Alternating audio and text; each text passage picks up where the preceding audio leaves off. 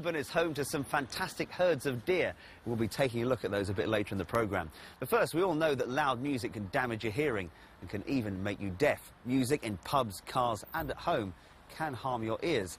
And even in clubs, there's no legislation to protect you. So how loud does it have to be? Well, I've been to investigate. Philippa Fawkes from Suffolk has tinnitus. That means every minute of every day she hears this noise.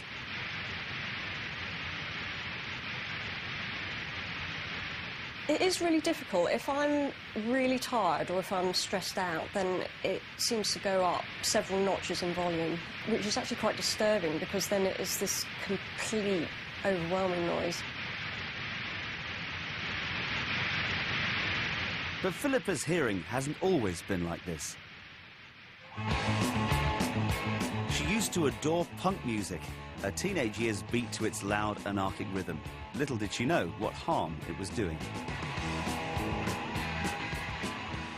Philip, we've got some great pictures here from when you were going to those gigs back then. What were those days like for you?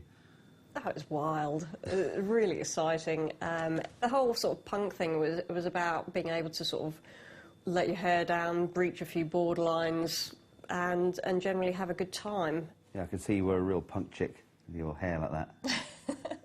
But the definition of punk really was to listen to it and listen to it loud. It was sometimes excruciatingly loud. There were several gigs where I and many other people did have to leave because it was too loud. You've got a picture of the stage here. Whereabouts would you have positioned yourself in a gig like this? I'd have been right up the front.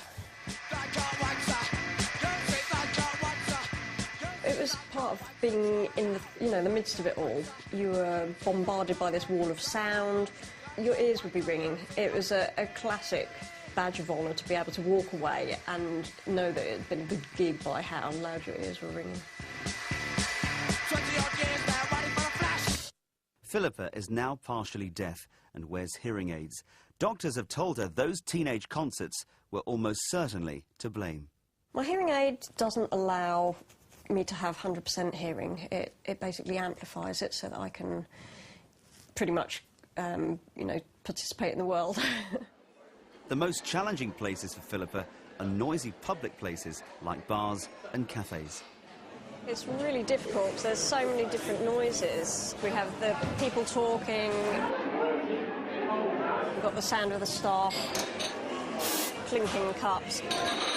So, for me, although I can't hear individual things, it turns into a kind of cacophony of noise. Certain noises are incredibly loud, very sharp, quick noises, like the staff banging the coffee grind is actually quite painful. Are you finding it quite difficult to understand what I'm saying? Yeah, I have to totally focus on you. So, yeah, I look at your face, I read your lips. Because I don't hear a lot of the ambient noise that surrounds me, if a car suddenly whooshes past or there's a siren, it can actually make me visibly jump, which obviously is a bit disturbing. Even with my hearing aids in, a lot of the noise blurs into one. So it can actually feel quite slightly unnerving. Research suggests that any noise louder than 90 decibels can damage your hearing. So I've come to Cambridge on a Friday night to see just how loud music venues are these days and to see if people are still at risk. And to help me, I've invited along Phil Gomersall, who's an audiologist from Addenbrooke's Hospital.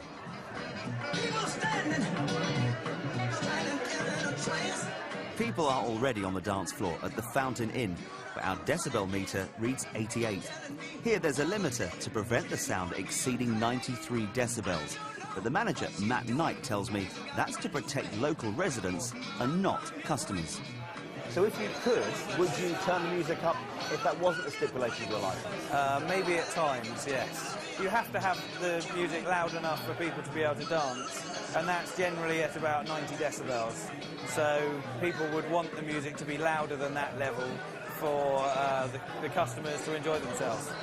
And while local residents and bar staff are protected by law from prolonged exposure to loud noise, customers are on their own. We offer them hearing aids. Phil and I move on to test other bars. To get a true reading, we're doing it undercover, away from the cameras. Now, we've just been into a bar, we've taken a reading on the decibel reader, and it was nearly 95 decibels. Phil, is that a dangerous level to be listening to music at in a bar? Yeah, certainly. We have to take into account the amount of time that you spend listening to it.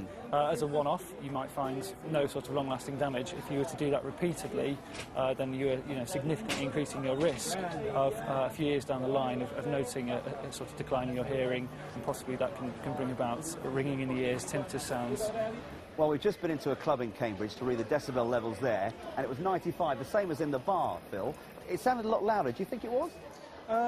Well, I mean, the level we were getting is a sort of average. It depends a lot about the acoustics of the venue. This particular place had speakers on the dance floor, sort of head height, and sometimes you have to raise your voice to the point of shouting, and if you think about how painful it might be just to have someone shout down your ear in a quiet environment, that level of sound is the same. It's just that you're maybe not so aware because the background is higher. So people aren't aware so much that these sounds are getting a dangerous level. So if you start listening to the track about halfway through at about the volume that you usually listen to. But unlike those punk rock days of the 80s, there's now more advice available. Research suggests that personal music players can be as harmful as loud gigs, but campaigners think most young people still don't know the risks. These guys are from the Royal National Institute for Deaf People, the RNID, and they take this roadshow up and down the country.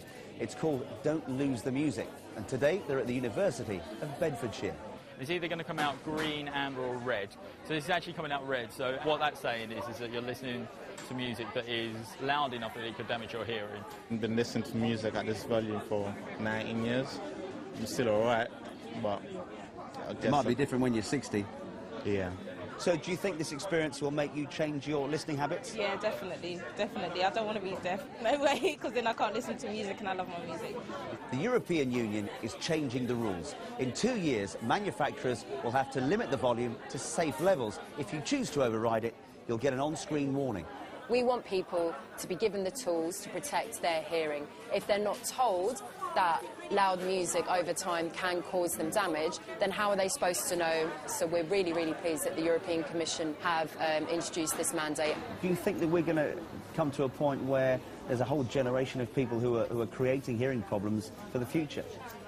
RNID's worried that the UK is facing a hearing loss time bomb. We know that the average age of somebody who's presenting with a hearing loss to their audiologist is getting lower and lower. If we sunbathe, we know that we should be wearing a certain factor of sun cream. We want the same sort of health messages about our hearing to be common knowledge. But it's too late for Philippa, who has forgotten what silence sounds like. For me, the world is a noisy place, except I can't often hear the things that I really want to hear. People with hearing loss feel as if they're in a little bubble of their own. And she tells me she's haunted by those deafening beats of yesteryear.